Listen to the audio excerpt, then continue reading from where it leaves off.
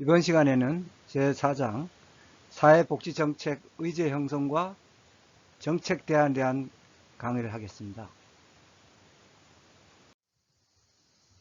순서는 첫째, 정책 의제 형성의 의의를 한번 살펴보고, 둘째, 정책 문제의 이슈화 및 의제 형성을 살펴보고, 세 번째는 정책 대안의 형성에 대해서 학습하도록 하겠습니다.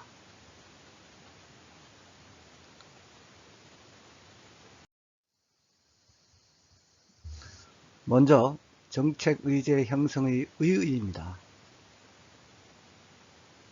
사회 문제는 곧바로 정책 과정으로 들어와서 어떤 해결을 논의하는 대상이 되지는 않습니다. 그 많은 사회 문제 중에서 어떤 문제는 사회 문제로서만 남아 있거나 또 사라지게 되면 그중 일부만이 이제 정부에 의해서 해결 방안을 모색하게 되는 것입니다.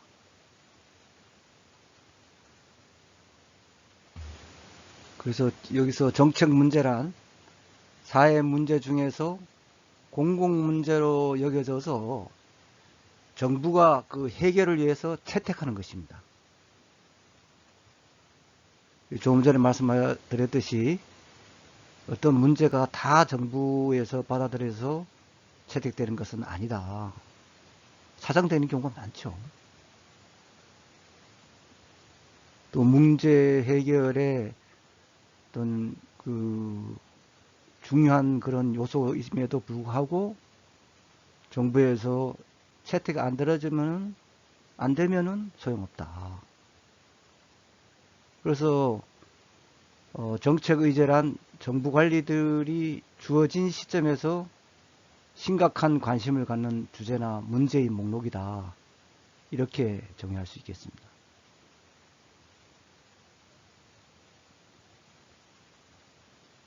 그래서 사회복지정책 형성이란 사회복지정책이 독자적인 존재 양식을 갖춘 정책으로서 국가나 민간 조직에 출연하는 전체 과정이다. 이렇게 정의할 수 있겠습니다.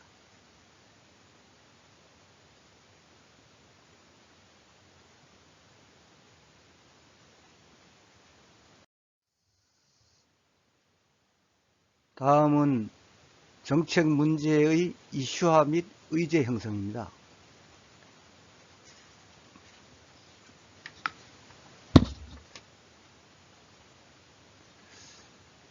여기서 먼저 정책 문제의 이슈화인데요.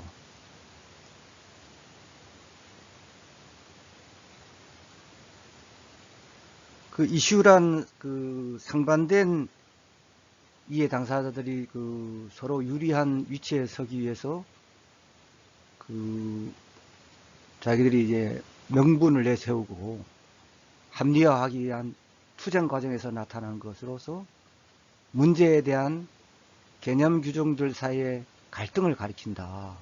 이렇게 이제 존스가 얘기했는데요.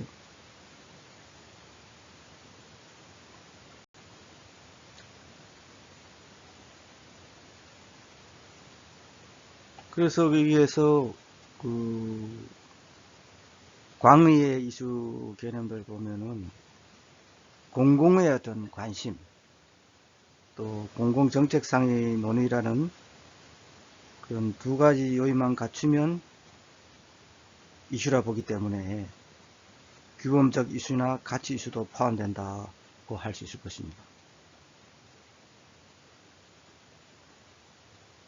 하지만 이제 이슈 갈등을 뚜렷이 부각해주지 못한다. 협의의 이슈 개념은 요구가 공공의 관심을 끌어서 공공정책상의 논점으로 제시되고 이해 갈등이 나타나는 경우인데요. 특히 정책 결정자의 관심을 끌어서 정책 행위자들에게 논의되고 또 관련자들 간의 이해관계가 조성되는 경우다. 이렇게 말할 수 있을 것입니다.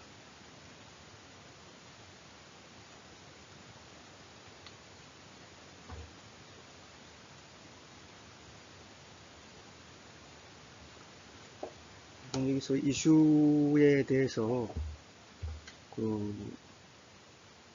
좀 어떤 정책도 이슈가 돼야지 정책이 받아지고 이런 문제가 있기 때문에 한번 다시 한번 좀 세부적으로 저는 좀 설명드리겠습니다. 이게 지금 정책 문제 이슈화가 지금 첫 단추기 때문에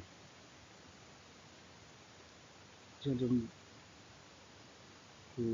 세부적으로 설명 좀 드리면요. 사회 구성원들의 욕구 불만이나 불충족이 지속되면은 개인 문제의 차원을 넘어서 사회 문제로 확산되게 되겠죠.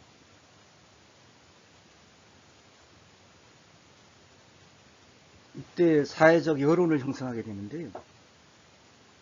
이렇게 되면은 공공의 개입이 필요하게 되겠죠. 이럴 때에 사회 문제가 사회복지 정책을 통한 해결 대상이 되겠죠.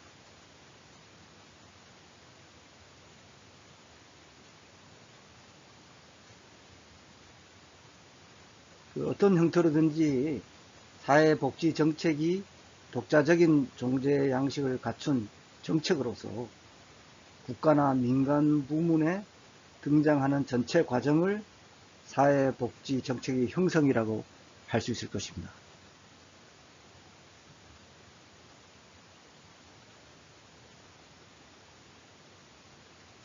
그래서 사회복지 정책 과정에서 어떤 문제가 되는가에 대해서는 학자들마다 좀 다른데요. 객관적인 조건이 성립될 때 문제로서 존재한다. 또 이런 주장하는 학자도 있고, 또 다른 측면에서는 사람들에 의해 문제라고 인식될 때 바로 문제가 성립된다고 하는 두 가지 견해가 있습니다. 하여간 해결을 필요로 하는 불만족스러운 상황이나 조건에 대해서 사람들이 해결해야 한다, 이렇게 인식하게 될 때 나타난다. 특히 많은 사람들이, 불특정 다수가 동시에 불만족을 느꼈을 때 사회 문제가 되겠죠.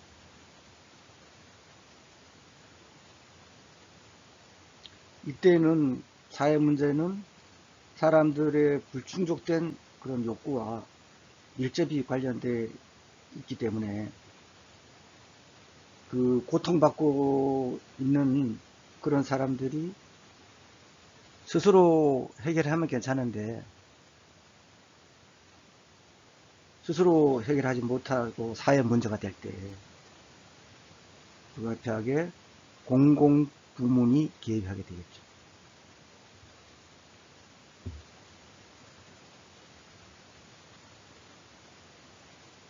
네, 이런 이슈가 이제 제기되는데요. 아까 말씀하셨듯이 이슈란 해결해야 된다고 인식하는 문제나 요구가 공공 관심의 영역으로 이제 들어와야 되거든요.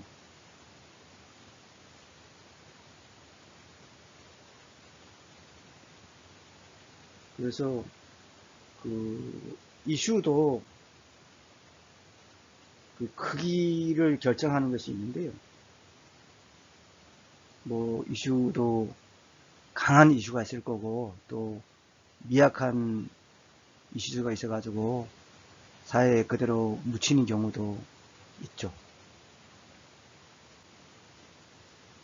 그래서 이슈의 크기를 결정하는 것은 관여된 사람이나 집단의 수, 아무래도 사람들이 관여하는 사람이 많으면은 이슈 제기의 영향이 크게 되겠죠. 또 이슈를 둘러싼 이해 당사자들의 관여 정도, 이해 당사자들이 어떻게 움직이느냐, 적극 참여해서 움직일 경우에는 많은 영향을 미치겠죠. 그리고 이슈에 대해서 일반 국민들의 인식은 어떻는가, 이것도 파악해야 됩니다. 그죠? 당사자들이 그렇게 열심히 활동하려고 해도 일반 국민들의 관심 바뀌거나 일반 국민들이 받아들여지지 않고 외면했을 경우에는 그 이슈로서 성장할 수가 없게 되겠죠.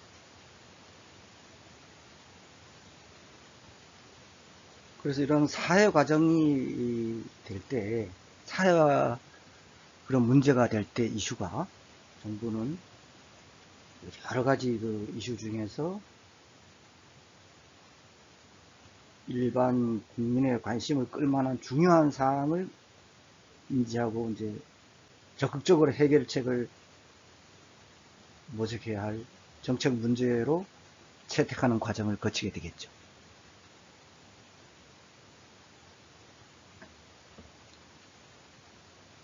그래서 여기서 제가 한번 예를 한번 들겠는데요.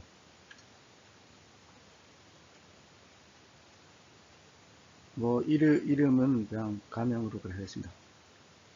주저리 씨는 요즘 막 짜증이 난다. 회사에서 일을 한 도중에 종이를 자르다가 그만 자신의 손가락이 베었습니다. 그래서 처음에는 금방 나을 것이라고 생각했는데 방치한 탓인지 물집 같은 게 나중에 생기고 진물도 나고 고생이 이만저만이 아니었습니다. 그래서 그는 상처 입은 상태로 비춰볼 때 충분히 산업재해 보상을 받을 수 있다고 생각하게 됐습니다. 그러나 주위 동료들은 그런 호소에 그냥 피식 웃고 말았고 누구 하나 맞장구 쳐주지 않았습니다.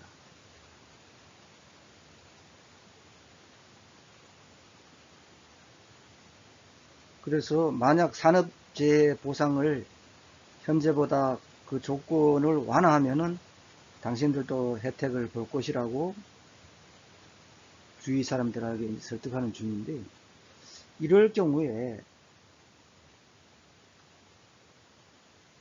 사회복지 정책으로 나타날 수 있는 그런 이슈화가 되겠는가?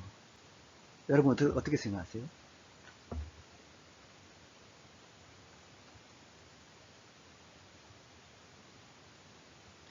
이게 어떤 불만이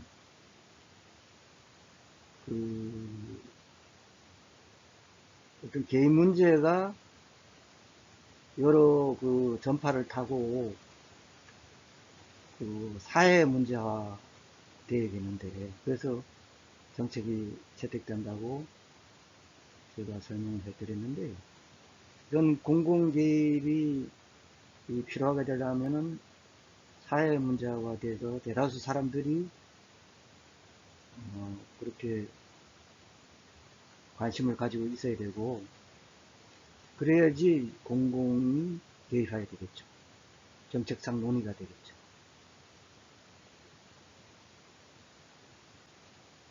근데 대다수 사람들이 주저리 씨의 종이를 자르다가 가위에 손이 베인에 대해서는 그렇게 보지 않고 있죠. 그죠? 받아들이지 않는다. 그래서 이런 경우에는 공공이 개입할 정도로 일반 국민의 관심을 끌 수 없을 것으로 보여서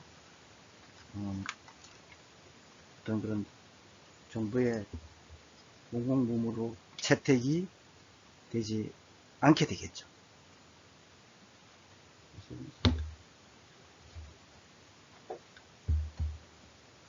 뭐 그런 정도로 알아두시고 이슈에 대해서.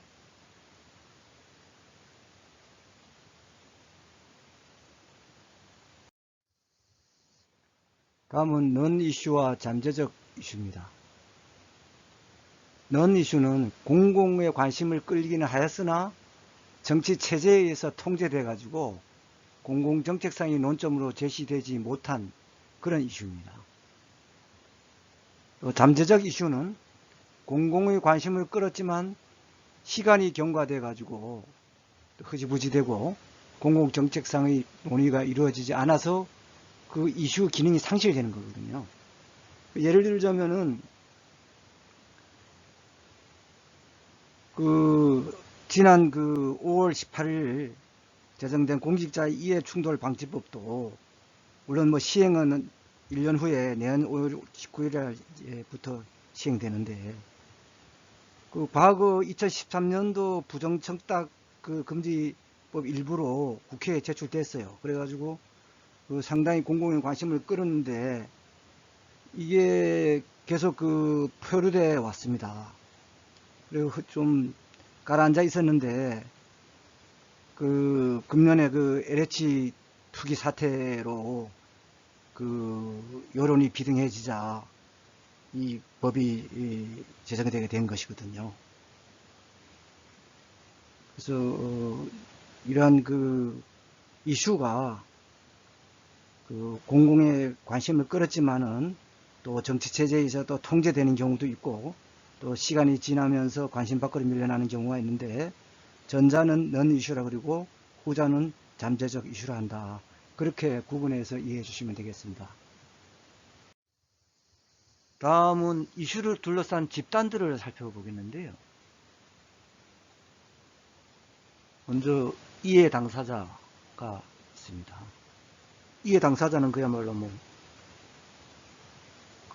이해 갈등에 참여해가지고 직접 논쟁을 벌이는 개인이나 집단 이런 걸 얘기하겠죠. 그렇죠. 가장 강력하게 주장하겠죠. 또 동일 집단도 있습니다. 제기된 이슈에 걸려있는 이익과 자기 이익을 동일시하는 집단입니다. 그죠? 그러니까 적극적으로 개입하겠죠. 동일 집단. 연대감도 높고 지속적인 활동을 하겠죠. 자기 이익하고 똑같으니까. 동일시하기 때문에.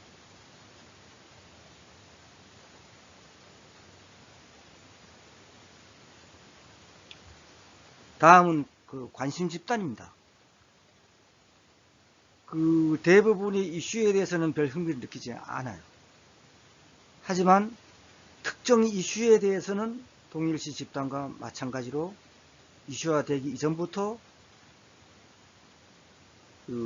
일반 공중보다 일찍 이슈에 대해서 알고 관심을 갖는 집단입니다. 다음 이제 관심 공중은 뭐냐? 이슈에 대해서 일반적으로 알고 있고 관심을 가지고 있는 집단입니다. 이런 관심 공중은 대체로 교육 수준이 높고 소득 수준이 높은 인구층으로 구성되어 있습니다. 여론 주도층인데요. 이런 지지층에서는 상당히 일반적인 무관심한 대중들에게 그런 이슈의 중요성과 동참을 유도하는 그런 역할을 담당합니다.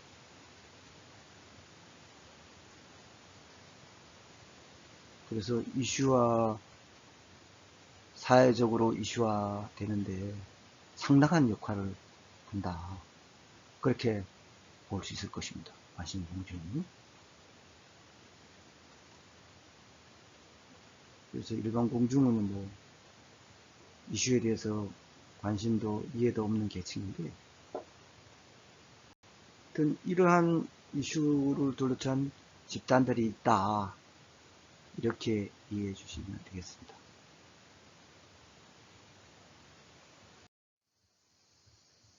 다음은 사회복지 문제의 어떤 이슈의 제기자들입니다.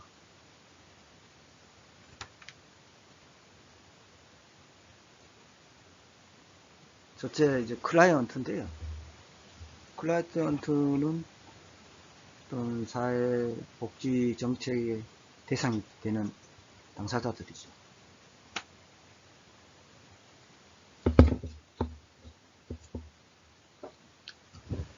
그래서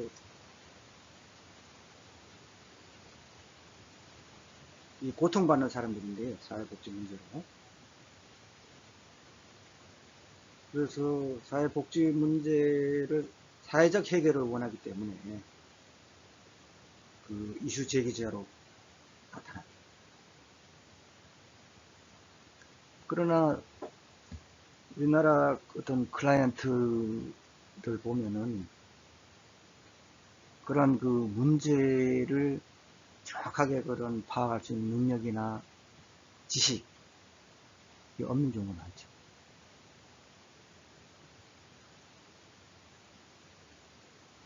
또 그러한 그 문제를 이슈화하는데 그 필요한 그 권력 자원이 없죠. 부족하죠. 그러다 보니까 자신의 어떤 그런 문제를 이슈하지 못한다. 그런 경우가 많죠.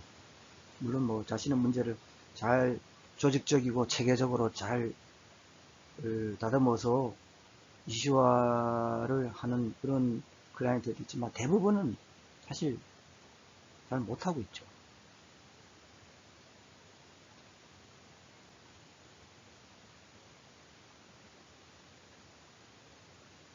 특히 서구와 다르게 우리나라 같은 경우는 유교 문화가 정착되어 있잖아요. 그러다 보니까 뭐 그런 거를 적극 내세우기보다도 자신의 그 어려운 문제를 참고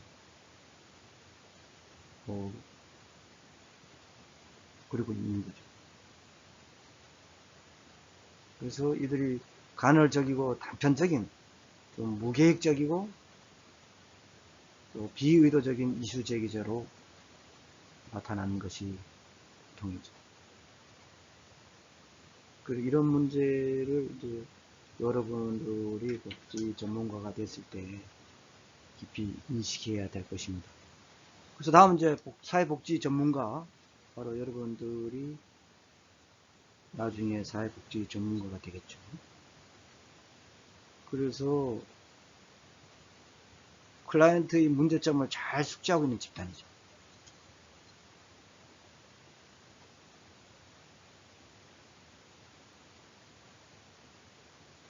그래서 사회복지 문제 이슈 제기자로서 가장 중요한 역할을 하는 집단이기도 하죠.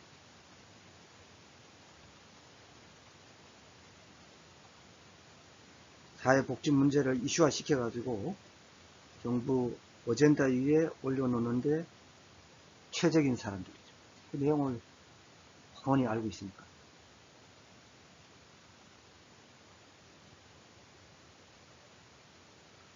그리고 하는 방법이라든가 뭐 이런 절차 뭐 이런 것도 복지 전문가니까 고상히 알고 있겠죠.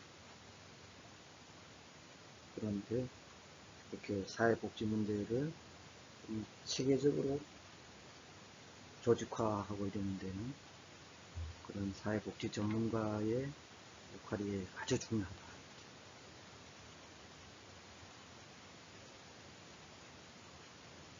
다음은 언론입니다. 언론이 이제 그 사회복지 문제의 훌륭한 이슈 제기자입니다.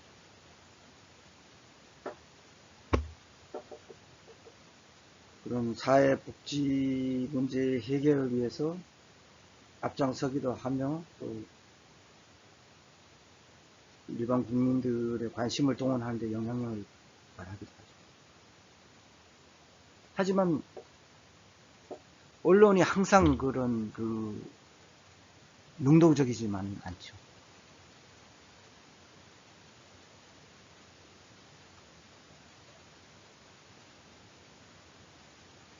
그러다 보니까 그 어떤 특정한 사건이나 뭐 어떤 위험성이 극한에 다다른 상황, 뭐 이런 것은 보도가 잘 되는데, 일반적으로 그런 그 사회복지 문제는 보도가 안 되는 경우가 많죠. 그래서 나중에 여러분 같은 사회복지 전문가가 그런 걸 소상히 알지 않습니까? 사회복지 그 문제가 일어나는 데서 그 심각성이라든가 그 중요성을 누구보다 잘 알지 않습니까? 우리나라 그 복지 사각지대래 가지고 그 정말 그 생계를 유혹받는데도 불구하고 그런 지원을 받을 수 있는 제도가 있는데도 불구하고 또 내용도 잘 모르고 어떤 체계적이고 조직적으로 움직일 수 없는 처지다 보니까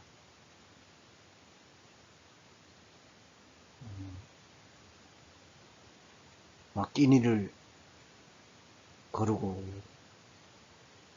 병원에도 못 가고 방세는 뭐 말도 못하고 수도도 끊기고 전기도 끊기고 하다 보니까 그만 뭐 극단적인 선택을 하는, 그래서 사회적인 파장을 일으키는 경우가 반복되고 있잖아요. 잊혀질만 하면 그러면 터지고 그래서 너무 안타깝다.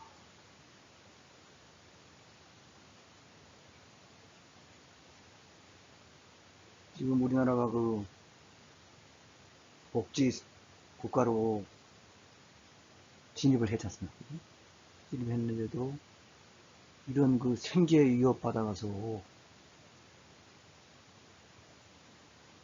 끼니를 거르고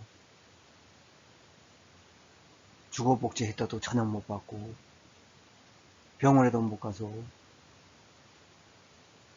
이렇게 그 열악한 환경에 처해 있는 국민들이 있다는 것은 우리가 모두 관심을 가져야 할 그런 일이라고 생각합니다. 특히 이런 사회복지 문제를 연구하고 학습하고 실천하는 여러분들이 더 많은 그런 관심을 가져야 될 것입니다.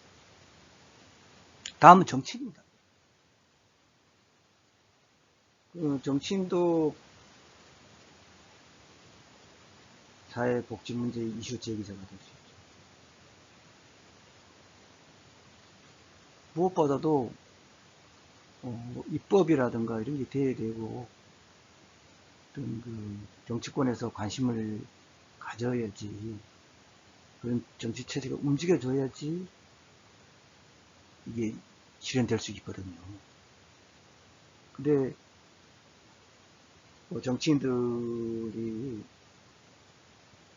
보면은 덜 어떤 적극적이고 능동적으로 이슈를, 복지 문제에 대해서 이슈를 제기하는 게 아니거든요. 그들은 어떨 때 가장 많은 그 사회복지 문제를 이슈하겠습니까? 딱 떠오르죠, 여러분들. 선거 때입니다, 선거 때.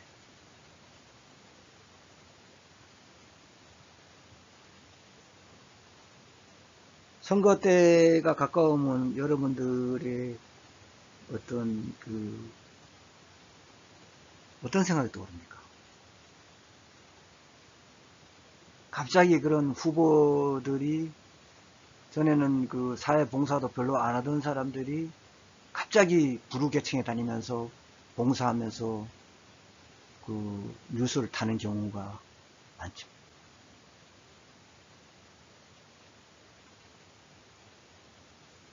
그 서민들 밑바닥의 생활을 잘 모르고 있는 경우가 많죠.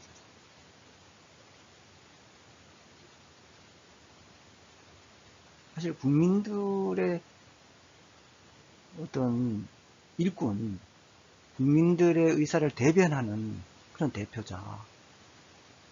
이게 선출직이잖아요. 그죠? 또 국민들의 어떤 여론에 따라서 정치를 하는 게 그 민주국가잖아요. 국민들 다수가 어떤 의사를 가지고 있느냐. 거기에 따라서 정치를 하는 것이 민주주의라고 할 수 있겠죠.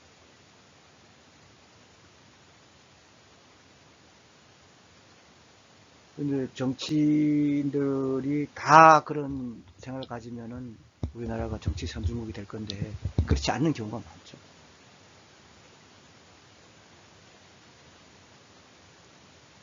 그런 자신들의 출세, 또 당에서는 국가의 경쟁력이나 국민의 의사보다 당리당략에 의한 경우가 많죠. 정치 후진성을 나타내는 거예요. 그래서 공당이라면 후보자를 공천할 때부터 엄격한 그런 기준을 적용해야 될 것입니다. 그리고 그런 후보들이 과거에 어떻게 걸어왔는지 진짜 그런 서민을 대변하고 또 그것을 해결할 능력이 있는지 살펴봐야 되고, 국민들 역시 국민들이 대표자를 뽑는 거잖아요. 그죠?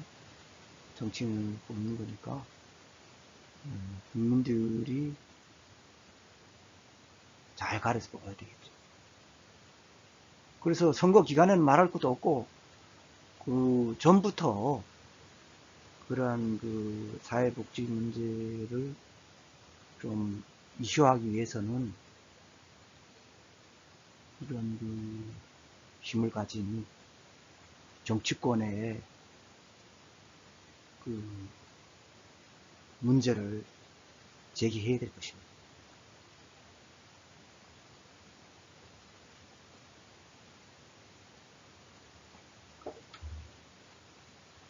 그래서 선거가 상당히 중요하다. 그렇게 생각할 수도 있습니다. 그렇게 해야지 그 정치인들도 의식을 하거든요. 국민들을 의식하게 되겠죠. 평상시에 움직이지 않다가 선거 때만 갑자기 화려한 장밋빛 공약이 해가지고 국민들이 거기에 속아 넘어가서 당선시켜주면 결국은 국민들만 손해를 보게 되겠죠. 그죠?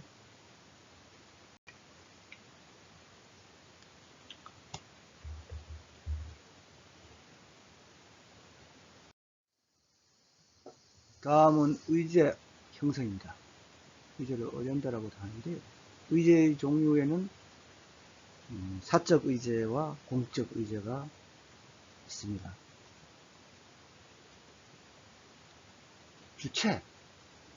주체가 누구냐? 정책꾼들이 누구냐 이거죠. 쉽게 얘기해서.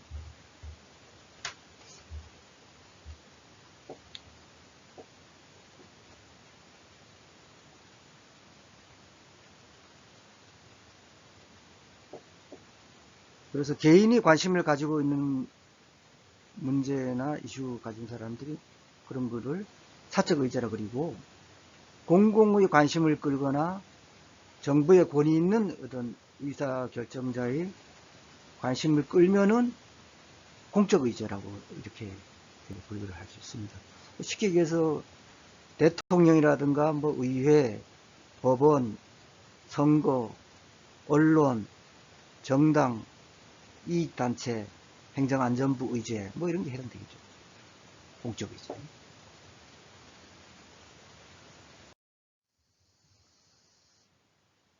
다음은 코브와 엘더는 체제 의제와 제도 의제로 이제 나누는데, 그 체제의제는 공공의 관심을 끌 가치가 있고 정부가 합법적으로 다룰 수 있는 문제를 인지하고 있는 모든 이슈다. 좀 넓죠. 그 추상적인 의제고 사회의 규범적 가치에 기초하는 의제다. 체제의제라고 불렀고요. 제도의제는 권위 있는 의사결정자가 관심을 기울이는 이슈다. 또 현실적이고 명백한 이슈를 다룬다. 좀 구체적이죠. 그죠? 문제 해결을 위해서 정책 결정자들에게 논의된다. 그렇게 말할 수가 있을 것입니다.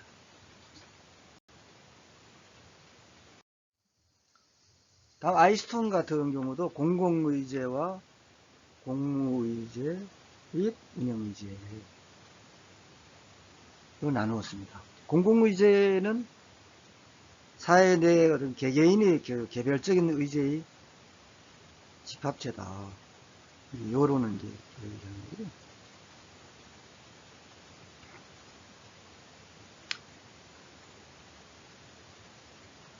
그 공무의제는 정책 결정이 일상적으로 이루어지는 의제 항목으로 구성되어 있다. 운영의제는 건설적인 관심을 받는 이슈다. 쉽게 얘기해서 법원의 의사일정표라든가 입법부에 상정된 법안, 보고서, 청문회 등이 있겠습니다.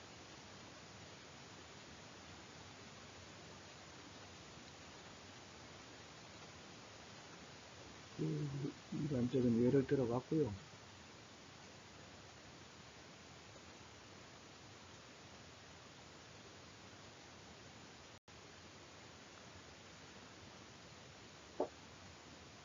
다음은 킹돈이 이제 불행했는데요. 정부의 관리들이 신중하게 관심을 기울이는 주제의 목록을 정부의제로 정의했습니다. 관리들이 관심을 기울인 것이 정부의제다. 근데 정부의제 가운데서도 실질적인 결정을 위하여서 놓인 주제들의 목록을 또 킹도는 결정의제다. 그렇게 얘기했습니다. 그래서 정부의제와 결정의제 이렇게 킹돈이 나누었다. 이렇게 알고 계시면 되겠습니다. 다음은 의제 항목의 관심 범위에 따라서 국민적 의제, 또 국가적 의제, 지역 또는 지방적 의제로 나눕니다. 뭐 이해하는데 크게 어렵지 않을 것입니다. 일반 그런 국민적으로 관심을 가졌느냐, 또 국가적으로 그런 관심을 가졌는지 의제에 대해서, 또 좀 소규모적으로 지역이나 지방적 의제로 또 관심을 가졌는지 의제에 대해서, 그래서 국민적 의제, 또 국가적 의제, 또 지역 또는 지방적 의제로 관심 범위에 따라서 나눌 수가 있었다. 이렇게 생각하시면 되겠습니다.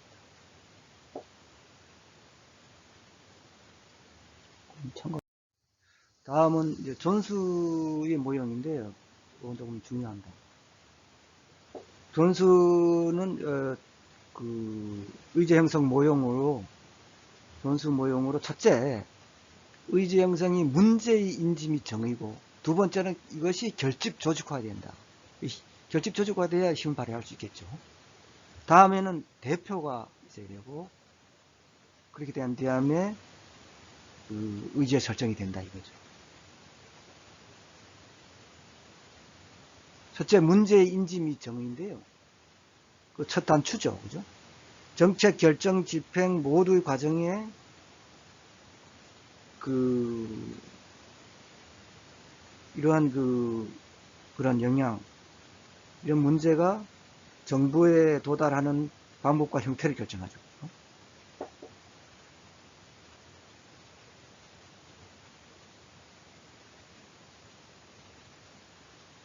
문제를 어떻게 인지하느냐. 그래서 그러한 인지를 어떻게 하냐에 따라서 문제에 대한 정의가 달라지죠. 그죠? 그래서 그 문제를 잘못 인지하고 정의를 잘못 내리면은 어떻게 되겠습니까? 첫 단추를 잘못 깨면은 그 뒤로는 보나 마나죠. 실패로 돌아가.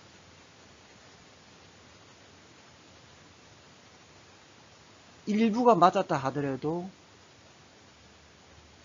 상당히 헛수고가 될 소지가 많고, 그 다음에 이제 결집 조직화는, 아까 조직화되는 과정은 이제 말씀 좀 드렸고요. 대표는 그 문제를 가진 집단들이 정부에 접근하는 수단으로 국민과 그들의 문제와 정부 사이에 연결을 벌이죠. 그죠?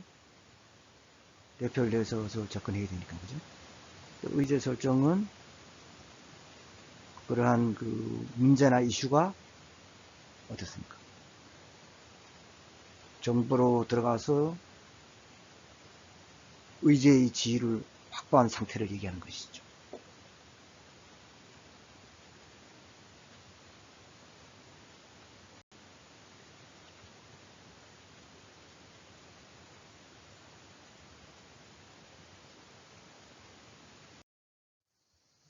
다음 코브와 로스의 모형인데요.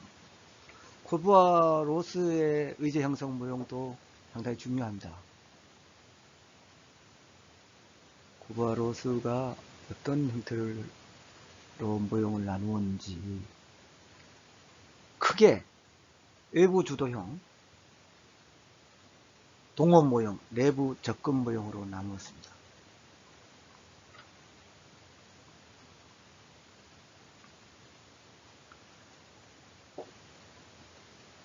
외부 주도형은 외부에서 문제가 일단 제기돼 가지고 확산돼서 공공의제의 단계를 거쳐 가지고 정책의제로 들어오는 것입니다. 채택되는 것이죠. 이런 경우는 이 집단이 발달하고 정부와 외부 요구에 민감하게 반응하는 선진국 정치체에서 많이 나타나고 있습니다.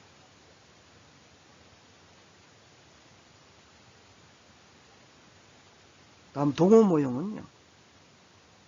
정부 내부에서 문제가 제기를 먼저 해요. 그래서 정부의 정책 의제로 성립되고 난 뒤에 어떤 그 정책 수행의 성공을 위해서 외부의 공중 의제로 이제 확산시키는 거예요. 정당성을 확보하기 위해서 그러는 거죠. 그죠? 이 유형은 정부가 강한 힘을 가지면서 개발을 주도하는 한편 그 민간 부문이 취약한 국가의 정치 체제에서 많이 나타나죠.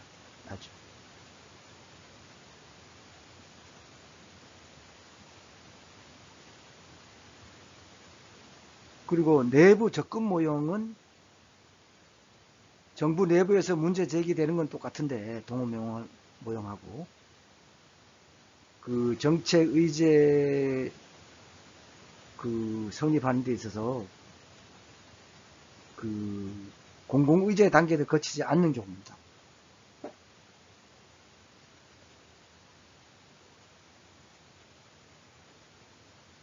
그러니까 정책 결정자들이 이해관계와 관련해 가지고 극소수의 어떤 그 사람만이 흥정과정에 참여하여 그 공중의제화를 막고 최소한의 어떤 수정만으로 집행한다 이거죠. 이 유형은 부와 권력이 집중된 권위주의 국가에서 많이 사용하고 있습니다. 내부적으로. 외부 어떤 환경에 신경 쓰지 않는 것이죠. 자체 내부의 어떤 공무원 또는 뭐 극소수의 전문가들끼리만 모여가지고 그런 정하는 거죠. 결정을 한다.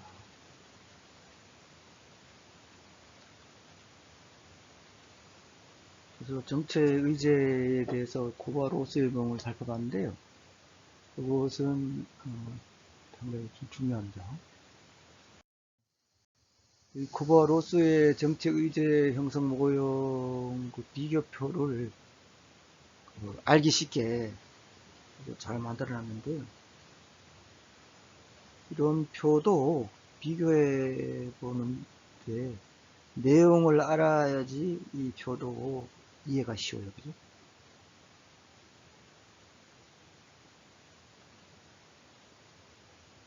그래서 다시 요거 좀 분리해서 표에서 비교 설명해 드리면 정부 역할을 보면은 외부 주도형은 수동적이 되겠죠. 그죠?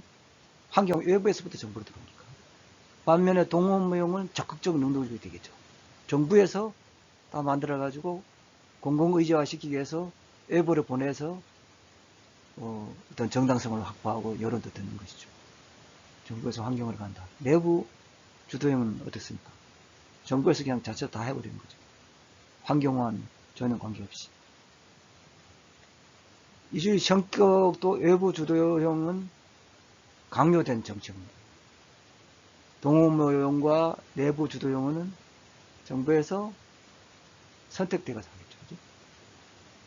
정책 과정 특징도 그 외부 주도형은 어떻습니까? 그 이익 집단 간 어떤 세력 간 타협 조정에 의해 이루어지고, 동업무용은 공무원 전문가들에서 분석적 합리적이고, 내부 주도형은 일방적이 되겠죠. 정책 내용도 외부 주도형은 일관성이 결여되고 단기적이다. 하지만 동업무용은 체계적이고 일관적이고 장기적이다. 내부 주도형은 권위적이다. 이렇게 볼 수 있고요. 또 전략도 외부 주도형은 재정력 빈약 시 활용하고요. 동업무용은 권위적 지도자가 활용한다. 내부 주도형은 음모적 혹은 권위적으로 활용한다. 전략. 의제 형성 과정을 또 간략히 살펴보면 외부 주도형은 개인 집단의 불만의 요구가 표출된다 이거죠. 그래서 공공의제화 순서는 공공의제화, 다음 정부에서 받아들여서 정부의제화, 그래서 정책으로 채택돼서 정책의제가 된다. 또 동업무용은 정책 결정자가 정책을 공표하고 해서 정부의제화가 된 뒤에 공공의제로 바깥으로 내보내가지고 그 다음에 공공의제화가 된 뒤에 정부의제의 체제의 의제화가 된다. 그리고 내부 주도형은 정책 결정자 측근이 정책 안및 대안 제시해서 정책 의제가 된다.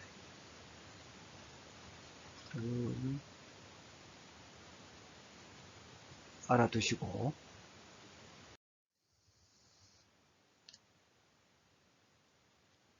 의제 형성 모형 중에서 아이스톤 모형입니다. 아이스톤은 의제 형성 과정이 여러 단계로 이루어져 있다고 봤습니다. 즉, 사회 문제가 집단에 의하여 인지되고 다른 견해를 가진 집단들이 관여하게 되면 사회 문제가 사회적 이슈로 성장하고, 또 더 많은 집단들이 계속 관여함으로써 공공의제의 이슈가 되고, 또 나아가서 더 발전하면은 공무의제의 의제로 발전한다는 것입니다. 하나하나 살펴봅시다. 첫 번째, 사회 문제의 인식 단계인데요. 어떤 문제가 관련된 그 사회 집단에 의하여 사회 문제로 인식되고 해결이 요구되는 상태입니다. 두 번째로 사회적 이슈화 단계는 사회 문제에 대해서 반대 의사를 갖거나 그 해결 방법에 대하여 이견이 있는 집단들이 나타남으로써 사회적 합의점을 찾지 못하고 관련 집단들이 이해 갈등이 야기되는 단계. 세 번째, 공공의제 단계는 뭐냐. 사회적 쟁점으로 등장한 이슈들 가운데 대부분의 것들은 많은 사람들에 의하여 정부의 정치적 해결이 필요하다고 믿게 되는데, 이러한 이슈들이 모여서 공공의제를 구성하게 된다는 것입니다.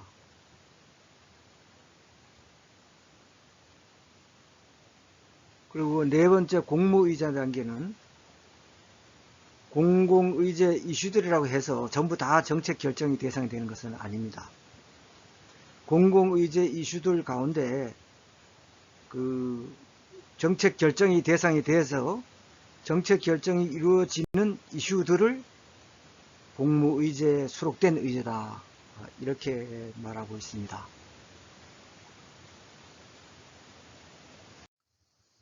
다음은 킹돈의 모형입니다.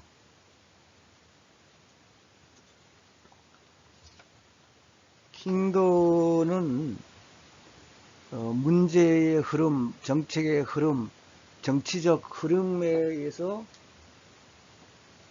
어떤 상호작용에 의해 가지고 정책이 우연하게 결정된다, 이렇게 봤습니다. 참 재미있게 분석을 했는데요. 어떤 그 의제 형성이 인간의 합리성이나 그 의도에 의해서 이루어진 게 아니고 좀 우연적으로, 비합리적으로 어떤 시기에 서로 우연히 만나가지고 정책이 결정된다. 의제 형성이, 정책 의제 형성이 된다, 이렇게 봤습니다. 그래서 그 흐름으로 크게 세 가지로 이렇게 나누었는데요. 문제의 흐름이라는 것은 뭐 정치 체계에서 영향을 미치는 문제들이 존재하고, 그 문제들이 어떻습니까? 사건 발생이나 어떤 정치 체계 위기에, 그때의 정책 의제 형성에 영향을 준다. 문제가 그렇고, 정책 흐름은 정책 분야의 전문가들의 어떤 지식과 그 학문 연구를 통해서 해당 사회 문제에 대해서 정책 대안을 마련한다.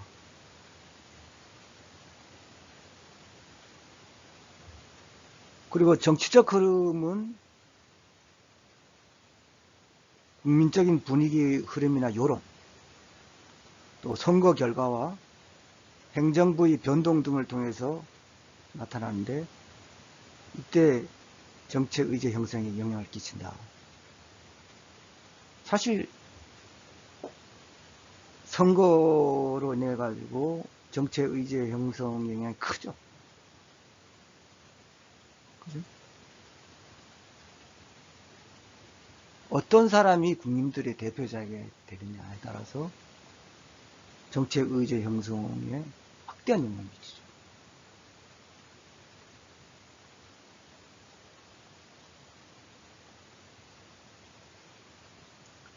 그리고 행정부에서도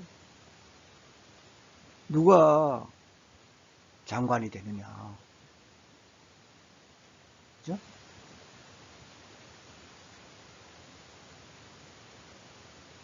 또 장관이 아니라도 정책 결정을 하는 그런 고위공무원, 이게 누가 되느냐에 따라서 의제 형성에 많은 영향을 미치게 되는데, 그래서 이 킹도는 이 세 가지 흐름이 물론 각각의 규칙에 의해서 독립적으로 변화하고 발전하지만은 특정 시점이 되면은 우연히 서로 만나게 돼서 정책의 창이 열린다. 80인다고 해가지고. 그래서 그것이 상호 복합적인 결과로서 정책적 변화가 나타난다. 이렇게 봤습니다.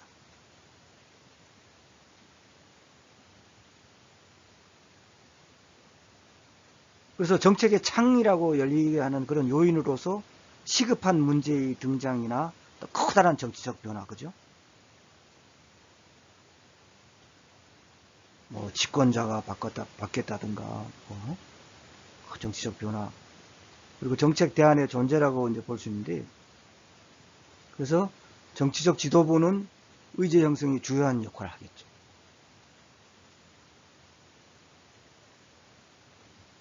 그러니까 공무원이나 전문가 집단의 경우에 정책 대안이 탐색에서 주요한 역할을 수행합니다. 킹도는 그걸로 살펴보고요.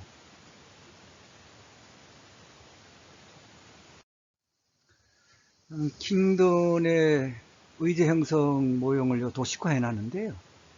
잠깐 살펴보면은 우선 문제의 흐름에서 지표의 변화, 사건, 위기, 그 다음에 환류, 예산 제약, 문제의정 이런 게 있고, 또 정책의 흐름으로는 이제 기술 지식적인 문제잖아요.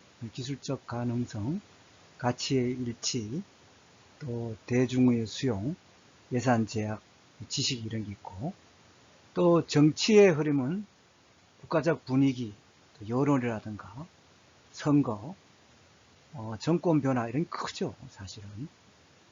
그다음에 이익 집단, 합의 형성 이런 흐름에 대해서 여기 문제의 흐름, 정치의 흐름, 정치의 흐름이 어떤 그 특정 시점에서 우연히 서로가 만나게 돼서 이런 그 정책의 창문이 열린다고 보았습니다. 그래서 의제 형성이 된다. 이렇게 도식화해 놨습니다. 참고하시기 바랍니다. 세 번째로 정책 대안의 형성입니다. 먼저 정책 대안의 개념을 살펴보면 우선 협의의 개념과 강의의 개념으로 구분해서 설명하겠습니다. 협의의 개념은 정책 대안이란 문제의 해결 방법이다. 즉, 목표 달성을 위한 방법을 강구하고 비교 분석하는 과정이다. 광의의 개념은 뭐냐?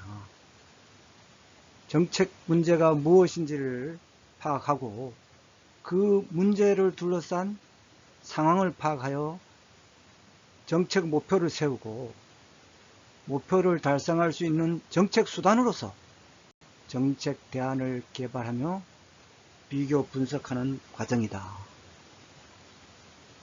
이렇게 말할 수 있을 것입니다. 그럼 정책 대안의 그 형성 과정을 그 단계적으로 보면은 첫째, 문제의 상황이 파악입니다. 그죠? 아까 제가 말씀드렸듯이 문제의 상황을 파악이 상당히 중요하다는 거죠. 첫 단추를 잘 끼워야 된다. 정책 대안도 마찬가지입니다.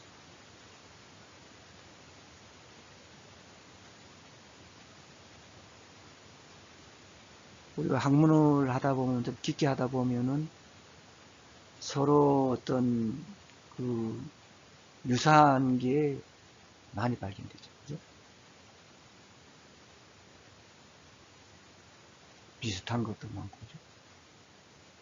그래서 문제와 상황을 파악할 때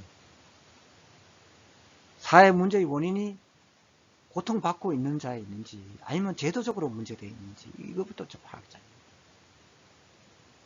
또 개인적인 문제인지 사회 구조적으로 잘못된 것인지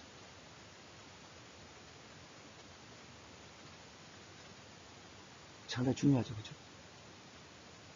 또 영향이 당사자에 국한되는지 또 이것이 다른 사람에게도 영향을 미치니 그럼 영향이 어느 정도로 강한지 미약한지 이것도 봐야 되고요. 또 사회 문제 인식이 사람 수와 또 원하는 해결 방법이 뭔지 원하는 건 A인데 B를 하면 어떻게 되겠습니까? 만족감을 줄 수 없겠죠. 회원들한테.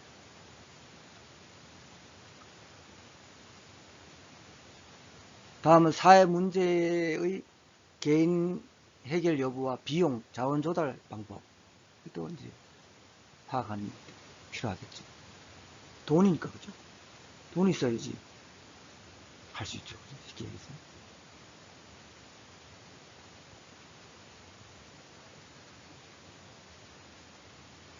다음은 사회적 중요성과 정치적 성향 정도도 판단이 필요하다.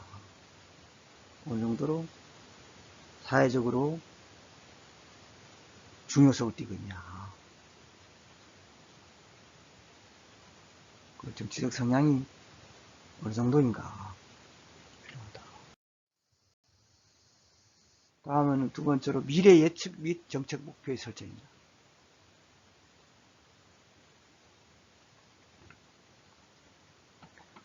정책 그런 대상 집단인 타겟 그룹에서 클라이언트와 비용 부담자, 그 지역 주민들의 이해관계를 파악해야 됩니다. 그죠? 다음은 정책 문제의 특성, 이런 것도 고려해야 돼요.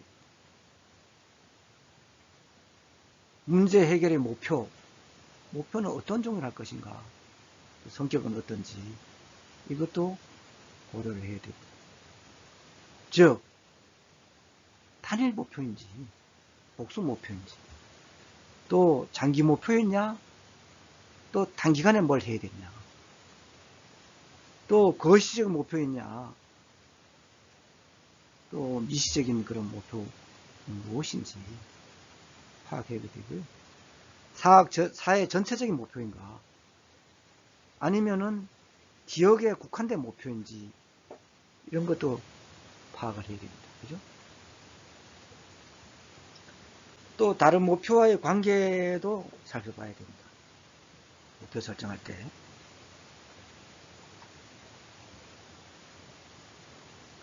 또 목표가 기초하고 있는 가치, 이런 데 대해서도 살펴봐야 할 것입니다.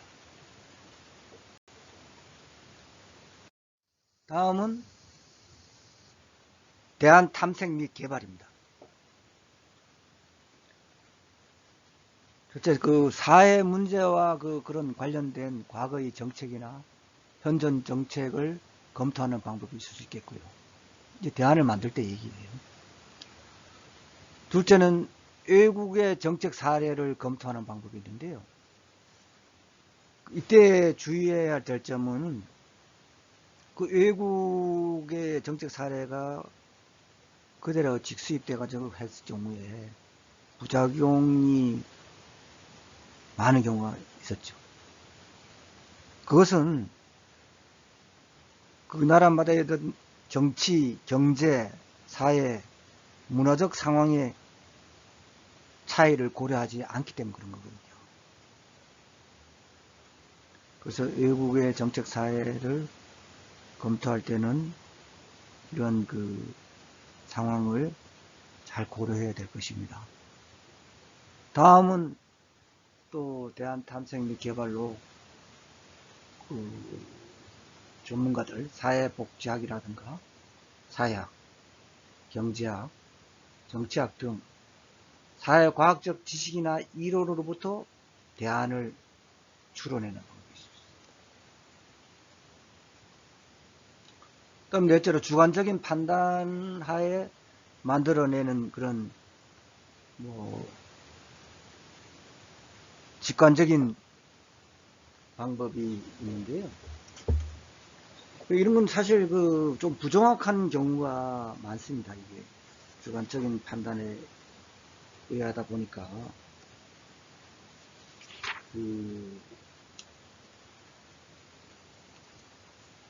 판단날 통찰력 같은 경우는 비슷한 기존의 그 사회복지 정책을 찾아내기 어렵고 또 이용할 수 있는 그런 적절한 그런 이론이나 지식도 부족한 경우에 사용하는데요. 그런 방법으로 브레인스토밍이나 델파이 방법이 자주 이용되는데요. 이런 경우도 더 부정확한 경우가 많죠. 물론 뭐 델파이 방법은 전문가들이 어떤 공동으로 작업을 추진해서 그들이 그 아이디어를 몇 차례 이제 반복하면서 공유하는 것인데요. 그 전문가 조사 방법인데 이것도 부정확한 경우가 많다.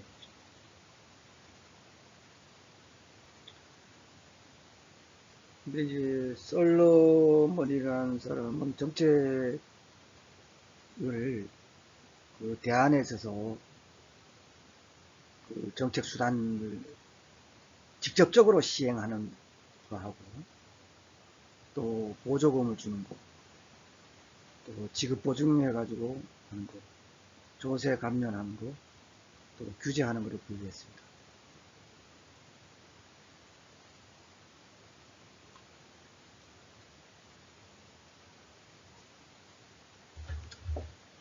그래서 대안의 탐색을 개발은 분석에서 하고, 다음은 대안의 비교 분석입니다. 그죠? 기술적 실현 가능성을 검토해야 된다. 대안의 기술 집행 가능성입니다. 또 정치적 실현 가능성입니다. 뭐 국회를 통과해야 되겠죠, 그죠? 또 주민들의 정치적 반대가 극렬하면 할 수 없겠죠, 그죠? 이렇게 대다수가 반대하면 어렵겠죠. 또 능률성을 당연히 고려해야 되겠죠. 투입과 산출의 비용이죠. 최소 비용으로 최대 효과를 내야 되겠죠, 그죠? 산출을 내야 되겠죠. 효과성은 또 당연히 고려되겠죠. 효과성하고 능률성 구별은 할 수 있죠, 그죠? 능률성은 최소의 투입으로 최대의 산출을 내는 거고죠. 효과성은 투입에 상관없이 산출을 최대로 내는 것이죠, 그죠? 다음 사회적 효과성입니다. 사회적 그 유대감의 달성 등 그 사회복지 통합 기능 부분인데요.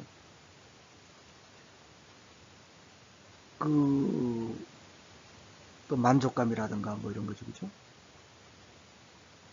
그래서 사회복지 정책에서는 능률이나 효과성보다 그 사회적 효과성을 중요시합니다. 무엇보다도 그 클라이언트나 그 욕구의 대상자들이 그 만족을 해야 되겠죠.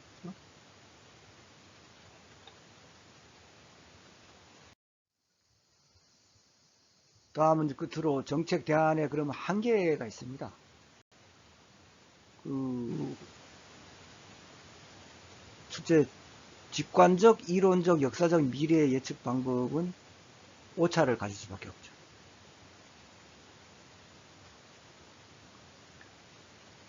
또 정확한 비교가 가능하기 위해서는 그 제가 누차 강조하지만은 그런 정책 문제에 대해서 정확한 그 파악과 분석 능력이 있어야 됩니다.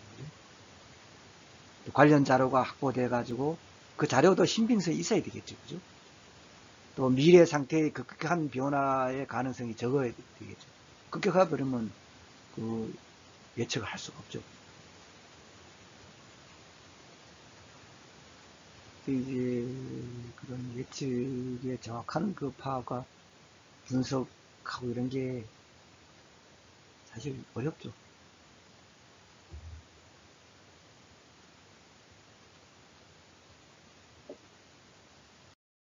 다음은 계량화의 문제입니다.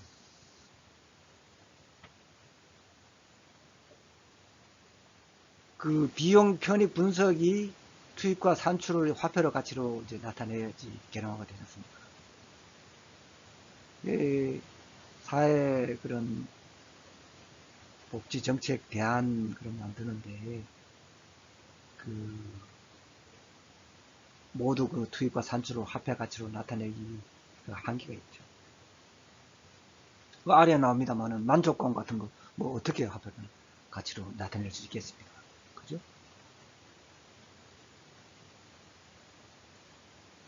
서비스 또 만족감, 뭐 이런 거는 참 화표로 나타내기 어렵다. 또 투입과 산출을 수치로 표현하는 것도 제한됩니다. 다음 비용 기준의 공동 척도도 결핍되어 있는 게 한계점으로 나올 수 있습니다. 그죠?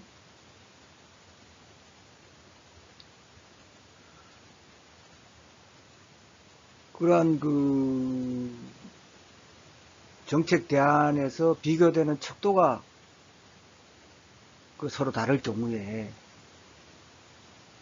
어느 것이 더 바람직한지 곤란한 경우가 많다. 예를 들면은 노인 복지에 대해서 이런 대안에 이런 척도를 지을 때 노인 건강진단 제도의 산출물은 어떻습니까? 그 건강진단 인원하고 검사 내용이잖아, 그죠? 하지만 요양보호사 서비스는 어떻습니까? 그 재가복지 같은 경우에 가정 방문의 횟수와 그 만족감의 산출물이잖아. 단위가 서로 다르다. 그러다 보니까 산출 비교에 어려움을 겪는다.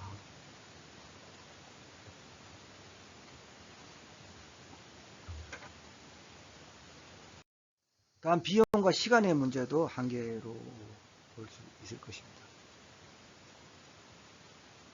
그 대부분의 정책 대안들은 그러한 그 사회 문제에 대한 해결 때문에 시간이 제한되어 있고 자원들도 제한되어 있죠. 무한정 시간을 끌 수가 없죠. 사회 문제 해결에. 제한된 시간 내에 처리를 해야 되죠. 그렇죠? 비용도 뭐 당연히 투입 비용, 산출 비용, 비용도 한계가 있죠. 자원도 한계가 있을 수밖에 없다. 이렇게 볼 수 있습니다. 다음 다른 정책들과의 경쟁도 한계점을 나타나는데요. 사회복지정책에 또 복지정책 간의 그 경쟁 관계도 있고요. 또 다른 부처의 정책과의 경쟁 관계, 뭐 서로 겹치는 거, 보완 관계도 있을 수 있습니다. 그래서 뭐 사회복지정책 간에도 그 우선순위에 따라서 이렇게 하는 게 맞는데 서로 경쟁 관계에 있다 보니까 이게 먼저 해야 될 이런 복지정책이 후순위에 밀려나는 경우도 많고요.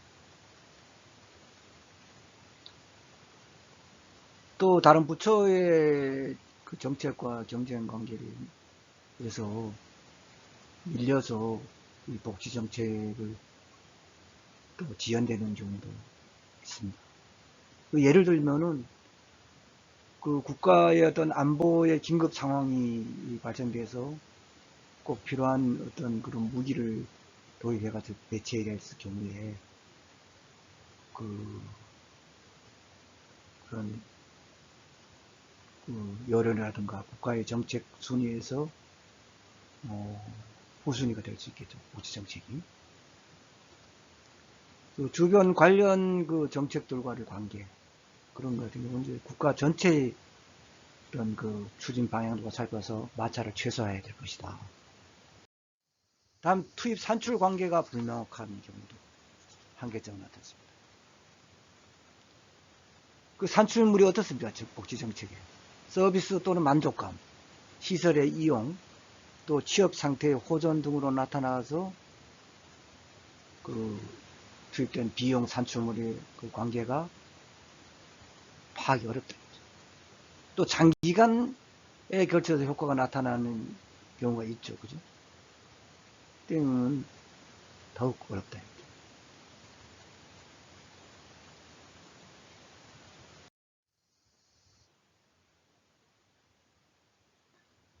그러면은 이번 주 과제를 부여하겠습니다. 이번 주 과제는 정책 의제 형성 모형에서 존스의 정책 의제 형성 과정을 단계별로 나열을 하시옵니다. 그 네 가지 있지 않습니까? 그 네 가지를 쭉 나열해 주시면 되겠습니다. 이상으로 제4장 사회복지정책 의제 형성과 정책 대안에 대한 강의를 모두 마치겠습니다. 여러분 대단히 감사합니다.